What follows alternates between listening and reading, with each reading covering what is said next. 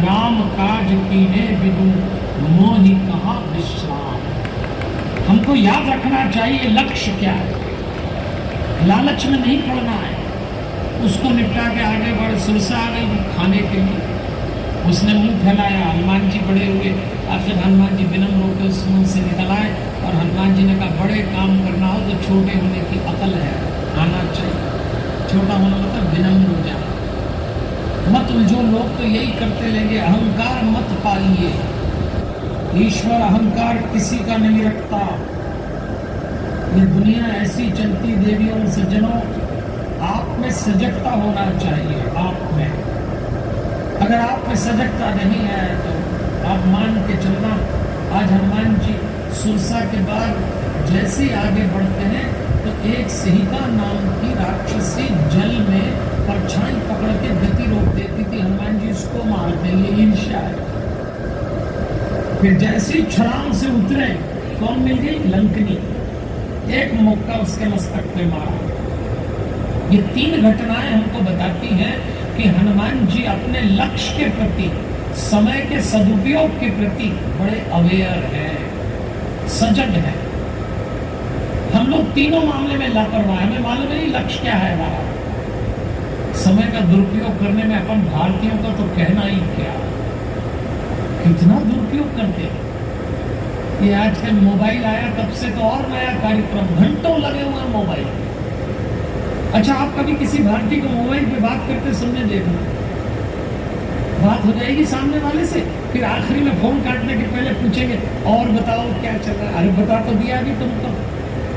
फिर पूछेंगे और क्या चल रहा है। अरे हो गया ना, और सुनाओ। कितना और करते हैं, खुद का टाइम नष्ट करते हैं सामने वाले।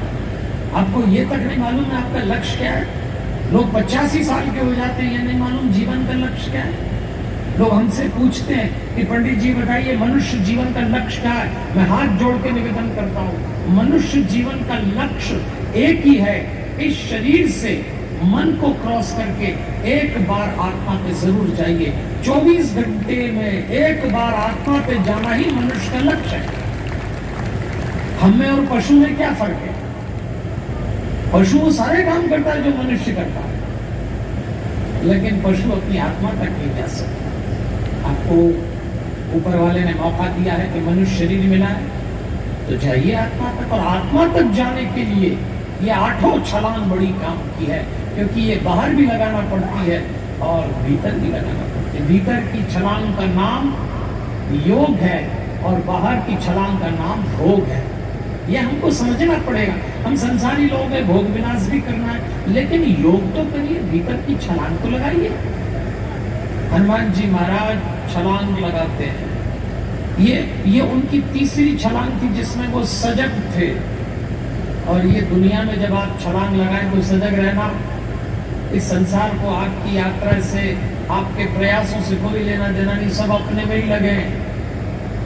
एक महिला ट्रेन के डिब्बे में बैठी थी, एक आदमी आया भारी लोहे की पेटी लेकर और वो ऊपर जमाने लगा बर्थ पे। उस महिला ने कहा भाई साहब थोड़ी पेटी ठीक से रखिए, आप जिस ढंग से रख रहे हैं ट्रेन चली तो सीधे मेरे सिर पे गिरेगी। तो भाई साहब ने कहा कोई दिक्कत नहीं है, मेरी पेटी में टूट फूट वाला कोई सामान ही नहीं है। अब बताओ, वो अपना माथा देख रही है, इनको अपनी पेटी दिख रही है। दुनिया ऐसी है, सबको अपनी पड़ी। कौन सोचता है आपके? ये बहुत तेजी से दुनिया बदल रही है देवियों और सज्जनों, बहुत तेजी से। कैसे एतबार करें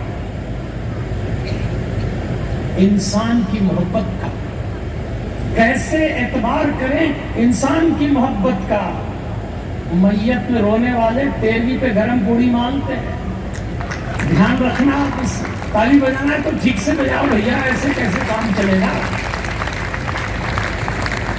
इसलिए देवियों और सज्जनों, हनुमान जी से सीखें, बाहर भी छलांग लगाना है और भीतर भी छलांग लगाना है। आज बाहर छलांग लगाने के लिए तो कितने साधन आ गए। एक जरा सा 6 इंच का खिलौना हथेली पे रखो, पता नहीं कहां छलांग लगा लो। एक बटन दबाओ, हर चौथा दृश्य अश्लील है। एक बार अगर बह गए तो लौट के आना मुश्किल है। बुरा मत मानना, मोबाइल कंपनियों ने एक सर्वे कराया। उस सर्वे का जो आश्चर्यजनक आंकड़ा निकल के आया कि अश्लील वीडियो देखने वाले भारत में एक बड़ा वर्ग 60 साल से 80 साल का निकला। अब ये डोकरे डोकरी भी वही कर रहे हैं जो छोकरे छोकरी कर रहे हैं। आप लोगों की बात नहीं कर रहे हैं, यहाँ तो सब भले ही दिख रहे हैं मुझको बैठे। ये कौन सा ढंग है किसी के कंधे पे चढ़ के चलना? तो राम जी ने कहा था, लक्ष्मण मैं बैठ रहा हूं, तुम भी बैठ जाओ चुपचाप, क्योंकि अब सारी राम कथा इसी के कंधे पे चलने वाली है। ये आ गया। राम जी बैठने को तैयार हुए। अरे भैया, राम जी हनुमान जी के कंधे पे बैठ रहे हैं, आप ताली तो कम से कम ठीक से बजाइए, जरा जोरदार ताली बजाइए इस महापाठ के लिए एक बार।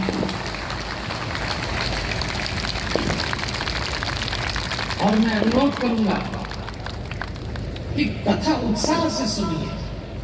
ये 8 छलांगे आज हमारे भीतर अंगड़ाई लेना चाहिए। मैं बार बार याद दिलाता हूं, भक्त को अशांत नहीं होना चाहिए। दोनों भाई बैठ गए और जैसे ही कंधे पे बैठे दोनों भाई और हनुमान जी खड़े होने लगे। यही विधि सकल कथा समुझाई, लिए दोनों जन पीठी चढ़ाई।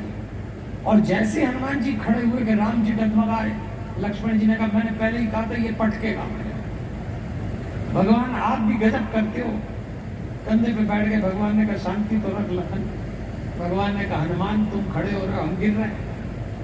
तो हनुमान जी ने कहा, फिर एक काम करो महाराज, आप दोनों हाथ से मेरा माथा पकड़ लो।